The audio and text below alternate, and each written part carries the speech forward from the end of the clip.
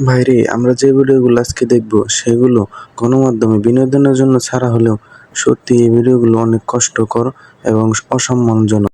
আমাদের দেশে প্রতি বছর ঈদের সময় এইসব ঘটনাগুলো ঘটে থাকে মূলত। কারণ ঈদের সময় আমাদের দেশের মানুষ সবগুলো ঢাকা ছেড়ে যার যার নিজ গ্রামে যায় ঈদ করার জন্য, আর ঠিক এই সময় এইসব ঘটনাগুলো ঘটে। মেয়েরা একদম নির্লজ্জের মতো তারা কিভাবে বাড়ি যাবে তাদের শুধু এটাই ধান্দা থাকে। তাদের কোন জায়গায় কোন পুরুষ স্পর্শ করলো তাদের এই নিয়ে কোনো মাথা ব্যথা থাকে না। তাদের পোশাক আশাক কোনো কিছুরই কোনো ঠিক থাকে না। তাদের লক্ষ্য একটাই, তাদের বাড়ি যেতে হবে। আর তাদের ট্রেনে ওঠার ধরন দেখে মনে হয় তারা যেন আগে মিলিটারি ট্রেনিং করে আসছে। সাথে থাকা স্বামীরাও অসহায় হয়ে পড়ে, কারণ তাদের উদ্দেশ্য বাড়ি যেতে হবে। তাদের স্ত্রীকে কে স্পর্শ করলো না করলো তা নিয়ে তাদের কোনো মাথা ব্যথাই নেই। আর এইসব মেয়েগুলো ওই সময় নির্লজ্জ হয়ে পড়ে যখন তারা খুব অসহায় হয়ে পড়ে।